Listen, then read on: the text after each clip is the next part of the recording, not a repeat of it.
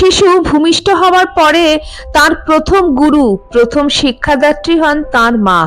কুমোর যেমন নরম মাটিকে বিভিন্ন রূপ দেন, তেমনি একজন মা রূপ দেন শিশুকে।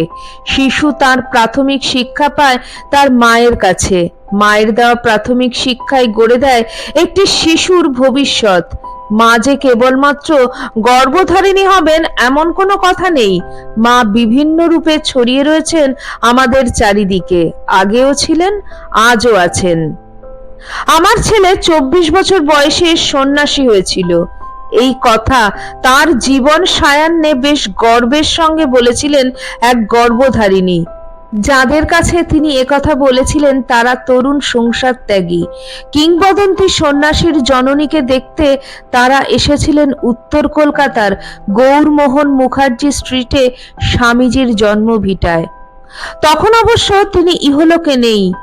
সত্য সন্ধানী বিবেকানন্দ দুর্জয় সাহস নিয়ে প্রকাশ্যে ঘোষণা করেছিলেন, যে মাকে সত্য সত্য পূজা না করতে পারে সে কখনোই বড় হতে পারে না। মাতৃপূজার এই দেশে নিতান্ত সাধারণ সত্যের প্রকাশ্য স্বীকৃতি, কিন্তু এ যুগের সংসারে তার সরল পুনর্ঘোষণা তেমন মেলেনি। মাতৃপ্রেমী মাতৃপূজারী পূত চরিত্র বৈরাগীকে তাই শতাব্দীর দূরত্বে দাঁড়িয়েও প্রণাম জানাতে হয়। সন্ন্যাসী হয়ে কেউ এই পৃথিবীতে ভূমিষ্ঠ হন না। স্বামী বিবেকানন্দ 24 বছর বয়সে গৃহত্যাগী হয়েছিলেন। তার আগে সংসারেই তিনি পরম আদরে লালিত পালিত হয়েছিলেন। সুতরাং আবাহমান কাল থেকে সংসারী সমাজকে সন্ন্যাসী উপহার দেয় বলাটা অত্যুক্তি হবে না। যে সংসারে বিলে অথবা নরেন্দ্রনাথের জন্ম হয়েছিল তাকে সোনার সংসার বলাটাও অত্যুক্তি হবে না। বিলে নামটির সাথে আজ সকলেই পরিচিত। একবার বিবেকানন্দ গর্ভধারিণী ভুবনেশ্বরী দাসী বেলুড় মঠে এসে একতলা থেকে উঁচু গলায় বিশ্ববিজয়ী ছেলেকে ডাকলেন, বিলু। মায়ের গলা শুনে ছেলে তরতর করে সিঁড়ি বেয়ে নেমে এলেন এবং নিচু গলায় মায়ের সঙ্গে কথাবার্তায় ডুবে গেলেন। এই সেই মা যিনি শৈশবে ছেলের দুরন্তপানায় অস্থির হয়ে বলেছিলেন, চেয়েছিলাম শিবকে, পেলাম এক ভূতকে। এসব কথা সব দেশের সব মায়েরাই তাদের ছেলেকে বলে থাকেন। বিবেকানন্দের বিদেশি ভক্তদের মনে তাদের প্রিয় স্বামীজির গর্ভধারিণী জননী সম্বন্ধে প্রবল আগ্রহ ছিল। ইংরেজিতে বিভিন্ন রচনায় তার ইঙ্গিত পাওয়া যায়। তাদেরই একজন জননী ভুবনেশ্বরীর মুখে শুনেছিলেন, ছোটবেলায় এই বোম্বেটে শিশুটিকে সামলানোর জন্য একজন নয় দুজন পরিচারিকা হিমশিম খেত। মায়ের কাছে চিরদিন বিলু থাকলেও বিলে অথবা বীরেশ্বর ঠিক কবে থেকে নরেন হলেন তা আমাদের জানা নেই। বিলু ভুবনেশ্বরী দেবীর জ্যৈষ্ঠ পুত্র ছিলেন না, যদিও পরবর্তীকালে তাঁকেই বড় ছেলের সমস্ত দায়িত্ব মাথায় পেতে নিতে হয়েছিল। সংসার ত্যাগী হয়েও সেই বিরাট মানসিক দায়িত্বকে তিনি কোনোদিন স্বার্থপরের মতন দূরে সরিয়ে দিয়ে চোখ বন্ধ করে থাকতে পারেননি। এই পৃথিবীতে সন্ন্যাসী অনেকেই হয়েছেন, কিন্তু পরিবার ও বৈরাগ্যের উভয় সংকট এবং তার বিস্ময়কর সমাধানই বিবেকানন্দকে বিবেকানন্দ করে তুলেছিল। বিলুর আরেকটি ডাকনাম ছিল। যে মানুষটি দীর্ঘদেহী এবং 6.25 ফুট লম্বা ছিলেন তার ঠাকুরদাদা গোপাল দত্ত বেটেশালা বলে ডাকতেন। দত্তবাড়ির পূর্বপুরুষরা আয়তনে কেমন ছিলেন তার একটা আন্দাজ করা গেল। ভুবনেশ্বরী দেবীর প্রথম সন্তানটি পুত্র, অকালে মৃত্যু হওয়ায় তার সম্বন্ধে তেমন কিছু জানা যায় না, যদিও বহুকাল পরেও জননী এই সন্তানটির অভাবনীয় সৌন্দর্যের প্রশংসা করতেন। বলতেন, দেখতে ছিল পিতামহের মতন। দত্তবাড়ির সঙ্গে যোগাযোগ আছে এমন একজন অজ্ঞাতনামা লেখিকার মতে প্রথম সন্তানটি 8 মাস বয়সে মারা যায়। এ বিষয়ে অবশ্য অন্য কোনো প্রমাণ সংগ্রহ সম্ভব হয়নি। ভুবনেশ্বরী দেবীর পরের সন্তানটি কন্যা, তারও শৈশবে মৃত্যু হয়। নাম পর্যন্ত জানা যায় না। অজ্ঞাতনামা লেখিকার মতে এই কন্যাটি 2.5 বছর বেঁচে ছিলেন। তৃতীয় সন্তান হারামণি মাত্র 22 বছর বেঁচে ছিলেন। এর সম্বন্ধেও তেমন কিছু খবর পাওয়া যায় না। চতুর্থ সন্তান স্বর্ণময়ী দীর্ঘজীবী হয়েছিলেন। এক সময় স্বামীজির ভিটেতেই বসবাস করতেন। তার সব থেকে ছোট ভাই ভূপেন্দ্রনাথ এক জায়গায় বলেছেন, স্বামীজির জন্মদিন উপলক্ষে প্রতি বছর দিদি স্বর্ণময়ী বেলুর মঠে 10 টাকা পাঠিয়ে দিতেন। রামকৃষ্ণের সাক্ষাৎ শিষ্যগণ যতদিন জীবিত ছিলেন ততদিন এই চাঁদা দেওয়া হয়েছে। এই চাঁদা দেওয়া অবশ্য শুরু করেন বিবেকানন্দ জননী ভুবনেশ্বরী দেবী। হয় স্বামী ব্রহ্মানন্দ, না হয় স্বামী প্রেমানন্দ বাড়ি থেকে এই টাকা নিয়ে যেতেন। ভুবনেশ্বরী দেবীর পঞ্চম সন্তানটিও কন্যা, মৃত্যু হয় 6 বছর বয়সে। নরেন্দ্রনাথ তাঁর ষষ্ঠ সন্তান, বেঁচে ছিলেন মাত্র 39 বছর। সপ্তম সন্তান কিরণবালা আনুমানিক 18-19 বছর বেঁচে ছিলেন। অষ্টম সন্তান ছিলেন যোগীন্দ্রবালা, বেঁচে ছিলেন আনুমানিক 25 বছর। নবম মহেন্দ্র এবং দশম ভূপেন্দ্রনাথ। শেষ দুজন যথাক্রমে 88 বছর এবং 81 বছর জীবিত ছিলেন। মহেন্দ্রনাথের জন্ম তারিখ নিয়ে অন্য মত আছে। কর্পোরেশন জন্ম রেজিস্ট্রারে অনুযায়ী তার জন্ম 1 আগস্ট 1869 সাল। রেজিস্ট্রারের তারিখ 7 আগস্ট। ভুবনেশ্বরী দেবীর মেয়েদের পরিবারের কিছু কিছু সংবাদ বিক্ষিপ্তভাবে পাওয়া গেলেও বিস্তারিত বিবরণ কোথাও নেই। বিবেকানন্দ ভিটার পুনরুদ্ধারের প্রাণান্তকর দায়িত্ব মঠ মিশনের পক্ষ থেকে যিনি নিঃশব্দে গ্রহণ করেছিলেন, সেই পার্থ মহারাজের অর্থাৎ স্বামী বিশোকানন্দ মহারাজের সূত্রে জানা যায় যে গৌরমোহন মুখার্জি স্ট্রিটের ভিটা অধিগ্রহণের সময় বেশ কয়েকজনকে পুনর্বাসিত করা হয়। তাদের দেওয়া হয়েছিল নতুন ফ্ল্যাট। এরা ছিলেন বিবেকানন্দের বোনের দিক থেকে বংশধর, কারণ ভুবনেশ্বরী দেবীর 3 পুত্র সন্তানের কেউই বিবাহ করেননি। বিশ্বস্ত সূত্রে জানা যায় যে বোন যোগীন্দ্রবালা শ্বশুরবাড়িতে আত্মহত্যা করে নিজের জ্বালা জুড়িয়েছিলেন। তার 2টি নাবালিকা কন্যার দায়িত্ব একসময়ে নিঃসম্বল ভুবনেশ্বরী দেবীর ঘাড়ে নিতে হয়েছিল। অন্য আরেক সূত্রে জানা যায় ভুবনেশ্বরী দেবীর এই জামাতা আবার বিবাহ করলে শোকতপ্তা মাতা ভুবনেশ্বরী দেবী নতুন বউকে এবং জামাইকে নিজের বাড়িতে এনে আদর যত্ন করেছিলেন। বাঙালি সংসারে এই ধরনের ঘটনা বিরল না হলেও বড়ই বেদনাদায়ক। এই অভাগা দেশের অভাগিনী মায়েরাই এমন কষ্ট মুখ বুজে সহ্য করেও নিজের কর্তব্য পালন করতে পারেন। 10 সন্তানের জননী ভুবনেশ্বরী দেবী অকাল বৈধব্যে জর্জরিত হয়েও কি বিপুল দুঃখের বোঝা আমৃত্যু নিঃশব্দে বহন করেছিলেন তা জেনে রাখাও মন্দ নয়। সেই সঙ্গে মহা বৈরাগ্য অবস্থায় স্বামীজি চিঠিতে লিখেছিলেন, আমি অতি অকৃতি সন্তান, মাতার কিছু করিতে পারিলাম না, কোথায় তাদের ভাসিয়ে দিয়ে চলিয়া আসিলাম। করুণ স্বরে তিনি যেন মায়ের কাছে ক্ষমা চেয়েছিলেন। অবশ্য সবটাই অন্যায়বোধ নয়। অন্য এক জায়গায় সংসার ত্যাগ সম্বন্ধে স্বামীজি বলছেন, যখন সংসার ছাড়লাম তখন আমার এক চোখে মা, দিদিমা, ভাই বোনদের ছেড়ে চলে যেতে ভীষণ খারাপ লাগছিল, কিন্তু দ্বিতীয় চোখে আমার আদর্শের জন্য আনন্দাশ্রু। বিবেকানন্দ তার বন্ধুদের বলতেন, আমি কি এমনি হয়েছি? আমার জন্য আমার মা কত তপস্যা করেছেন। অন্যত্র তিনি মুক্ত কণ্ঠে বলেছেন, আমার জ্ঞানের বিকাশের জন্য আমি আমার মায়ের কাছে ঋণী।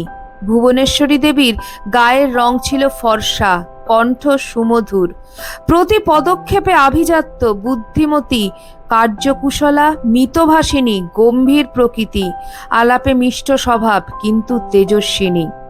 ছেলেকে তিনি শিক্ষা দিয়েছিলেন, আজীবন পবিত্র থাকিও, নিজের মর্যাদা রক্ষা করিও, কখনো অপরের মর্যাদা লঙ্ঘন করিও না, খুব শান্ত হইবে, কিন্তু আবশ্যক হইলে হৃদয় দৃঢ় করিবে।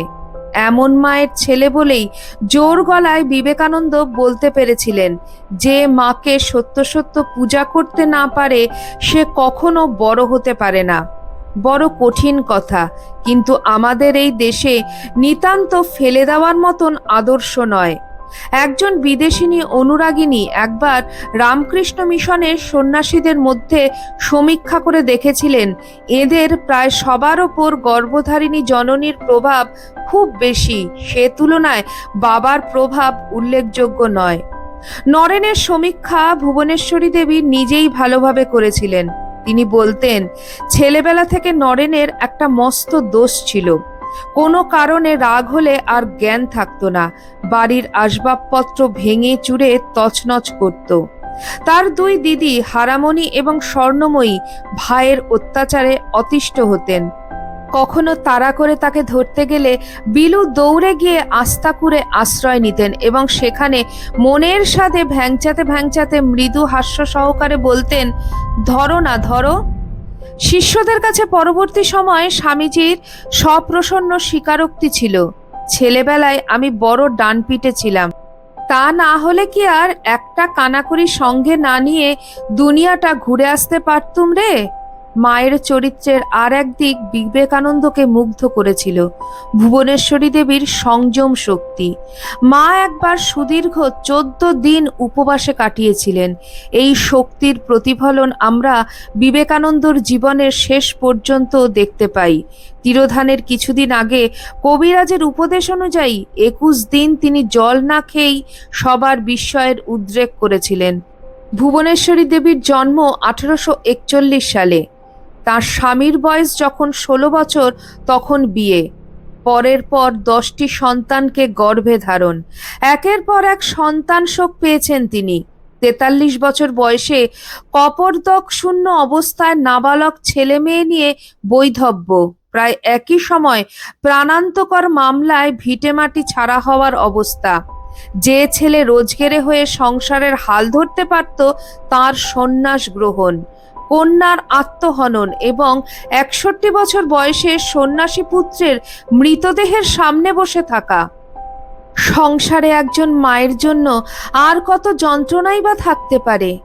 সোনার সংসারের সোনার ছেলে নরেন্দ্রনাথ প্রায় একই সময়ে দুটি প্রবল ঘূর্ণাবর্তের মধ্যে পড়েছিলেন। এক, আধ্যাত্মিক জগতের বিপুল আলোড়ন, দক্ষিণেশ্বরের ঠাকুর শ্রী শ্রী রামকৃষ্ণ দেবের সঙ্গে সাক্ষাৎকার।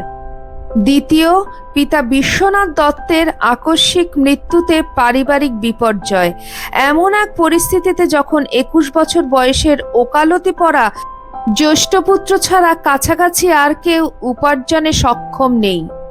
বিরাট সংসারের বিরাট খরচ, কিন্তু উপার্জনের কোনো রকম পথ নেই এবং সুযোগ বুঝে শরিকদের মামলা মোকদ্দমা, যাতে বিধবা ভুবনেশ্বরী দেবী অসহায় ছেলে মেয়েদের হাত ধরে ভিটেমাটি ছাড়া হন। বিশ্বনাথ দত্তের মৃত্যুর পর কেউ তার পরিবারকে একটি কপর্দক দিয়েও সাহায্য করার জন্য এগিয়ে আসেননি। এই অপ্রিয় সত্যটুকু ভুবনেশ্বরী দেবীর কনিষ্ঠ সন্তান লিখিতভাবে জানিয়েছেন। অথচ কলকাতাতেই আমাদের আত্মীয় স্বজনেরা ছিলেন, কিন্তু বিশ্বনাথ দত্তের মৃত্যুর পর সকলেই যেন অদৃশ্য হয়ে গেলেন।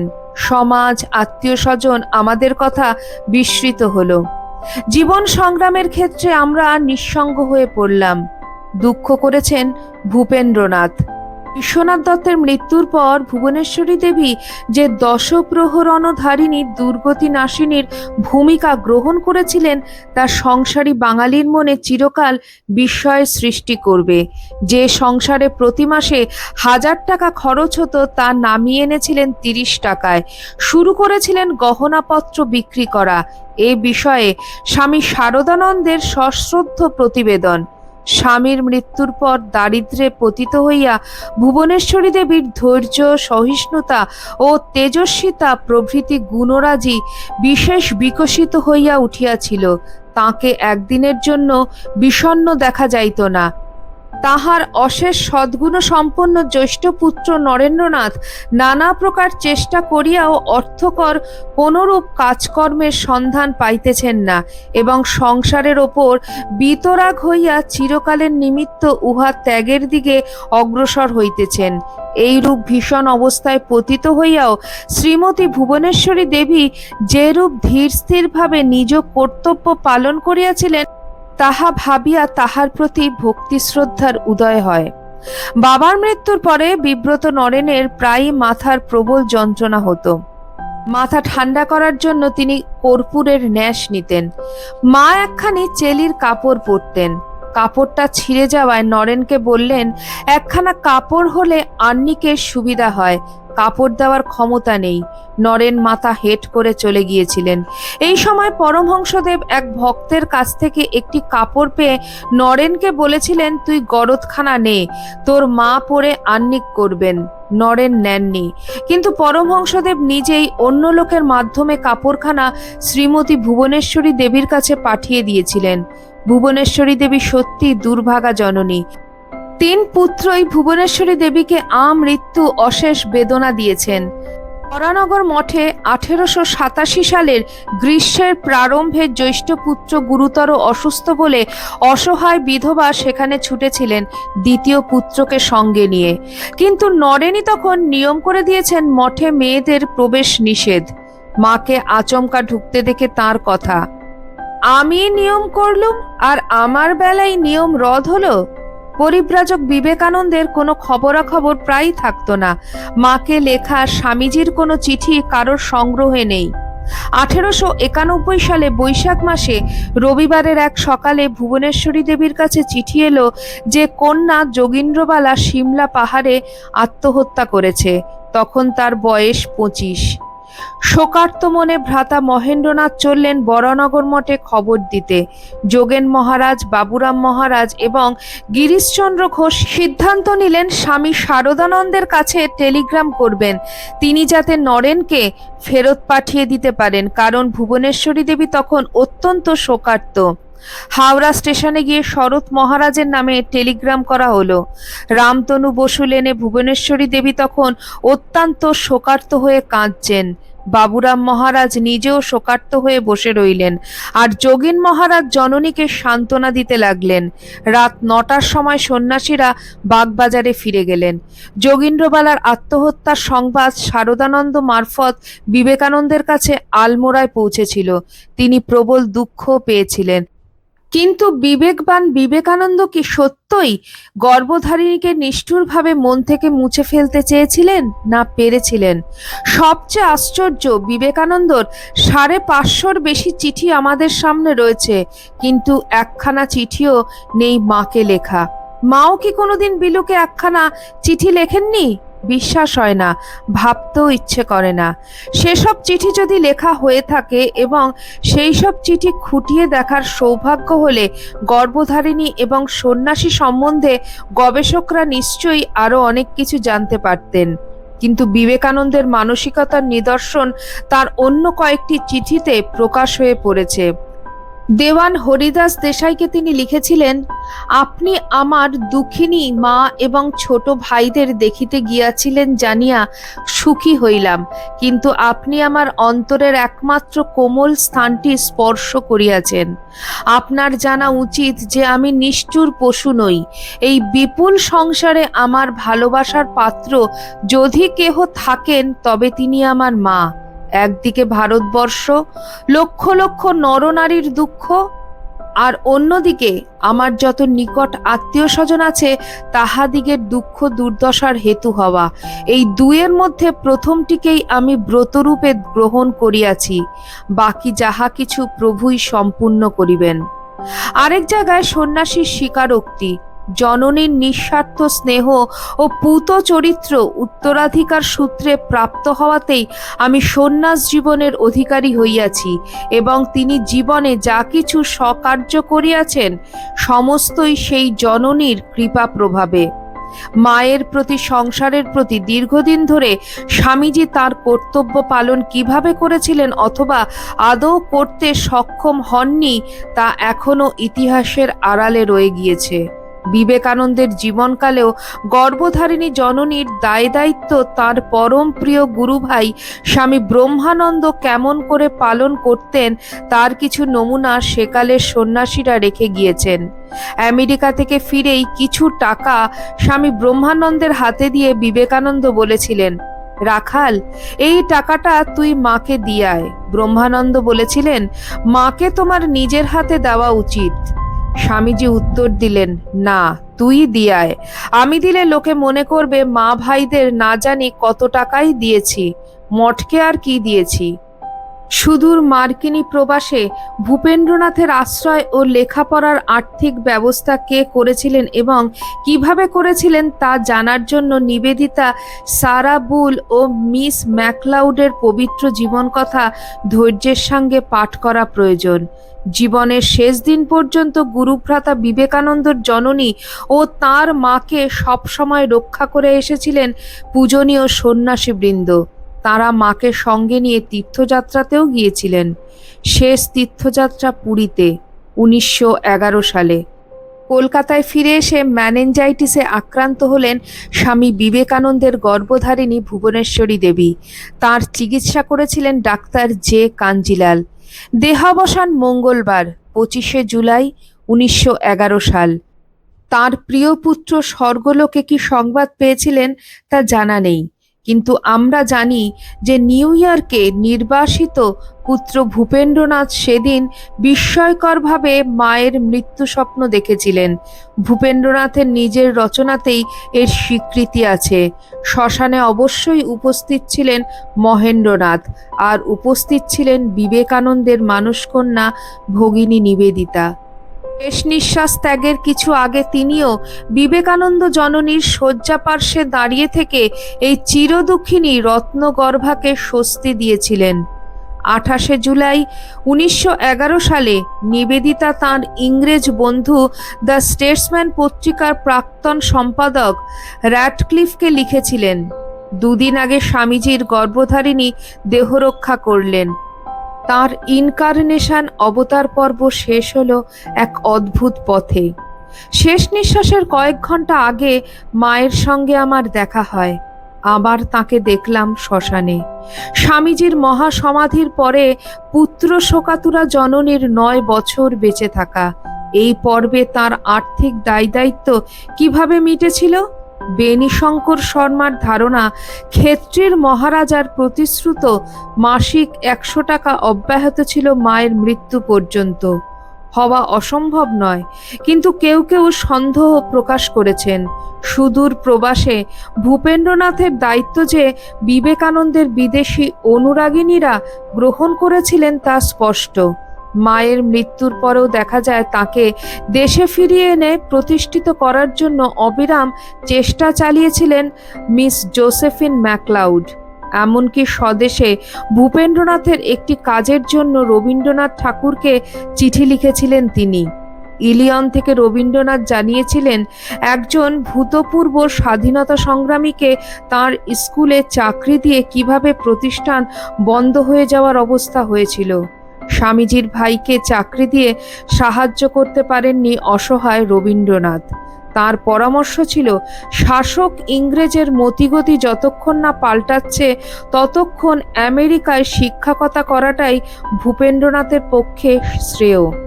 ভুবনেশ্বরী দেবীর মহাপ্রয়াণের 2 দিন পরে তার মাতা অর্থাৎ স্বামী বিবেকানন্দের দিদিমাও সূর্যাস্তের সময়ে চলে গেলেন।